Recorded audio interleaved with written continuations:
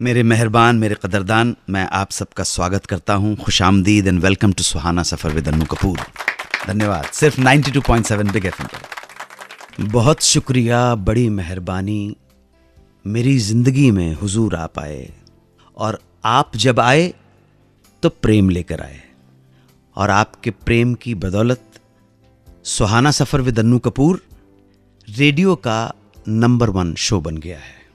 बहुत आभारी हूँ, बहुत मेहरबानी, बहुत मशकूर हूँ, और प्रार्थना करता हूँ, निवेदन करता हूँ कि ये प्रेम, ये प्यार, ये मोहब्बत यूं ही बना के रखिएगा, बड़ी मेहरबानी होगी।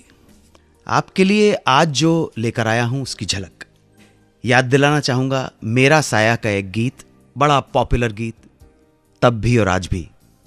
झुमका गिरा रे बरेली के बाजार में।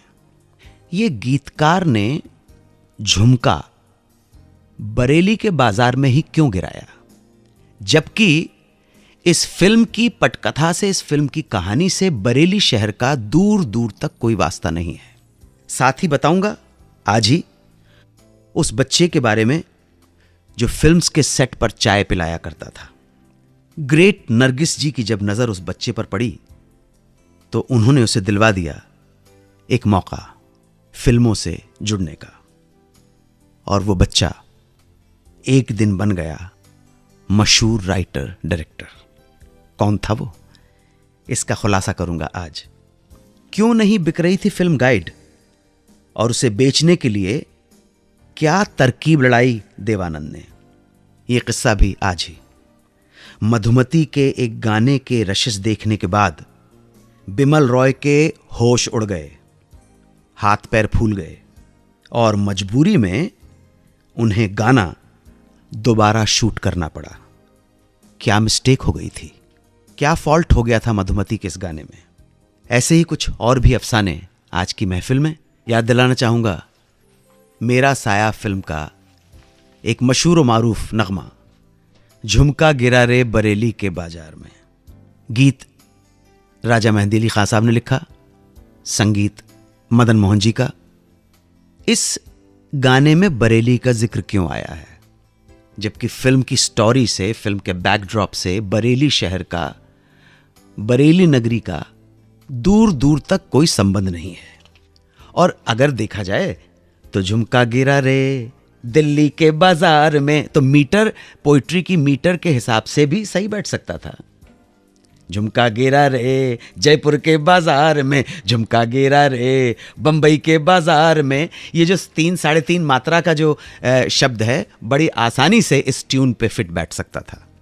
तो फिर बरेली के बाजार में ही क्यों झुमका गिरा रे। उड़ते उड़ते खबर सुनी है कि बात उन दिनों की है जब दादा बच्चन, यानी कि साहित्य जगत में सब लोग हरिवंश राय बच्चन जी को दादा कहते थे। मैं भी बोला करता था, मुझे सौभाग्य प्राप्त है उनसे मिलने का, उनके दर्शनों का। और अम्मा जी यानी कि तेजी जी। ये बात है उन दिनों की जब दोनों एक दूसरे के नजदीक आ रहे थे।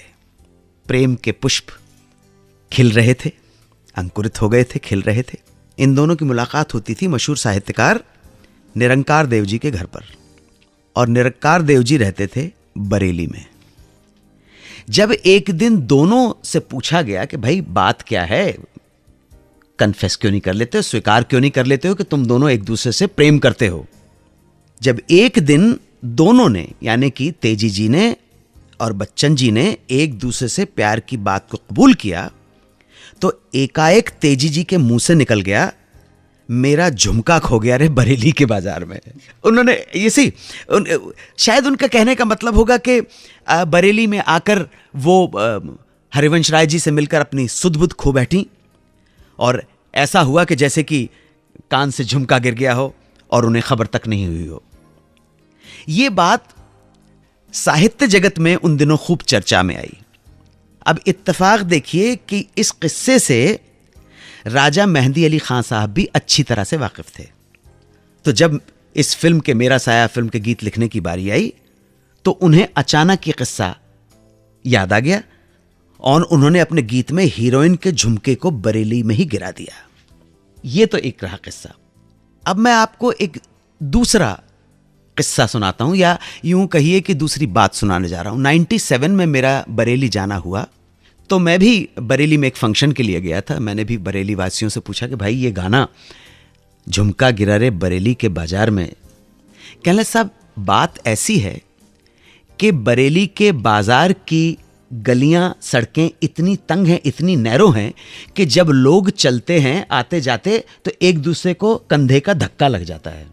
तो शायद इसीलिए धक्का लगने की वजह से झुमके गिर जाया करते थे। शायद इस वजह से, ये बरेली वालों का कहना है कि एक दूसरे से टल्ला मार देते थे, कंधे से कंधा टकरा जाते थे और उस धक्का मुक्की के अंदर औरतों के झुमके गिर जाया करते थे।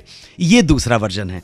आपको जो भी वर्जन लगे, इस वर्जन के बहाने हमने बरेली को याद कर लिया, दादा को याद कर लिया, अम्मा जी को याद कर लिया, मतलब तेजी जी को और हरिवंश राय जी को याद कर लिया, मदन जी को याद कर लिया, राजा मेहदी अली खां साहब को याद कर लिया और प्रणाम कर लिया बरेली के लोगों का। और बरेली वापस आकर बताऊंगा उस बच्चे के बारे में जो फिल्मों के सेट पर चाय पिलाया करता था, स्पॉट बॉय था। अचानक उस पर नजर पड़ी नरगिस जी की। उसके बाद क्या हुआ उस बच्चे का? कौन था ये बच्चा? कैसे चाय पिलाने वाले बच्चे के दिन फिर गए? जानने के लिए सुनते रहें सुहाना सफर विद अन्नू कपूर, सिर्फ 92.7 बिग एफएम पर। 92.7 बिग एफएम पर आप सुन रहे हैं रेडियो का number 1 show Suhana suffer with Annu Kapoor.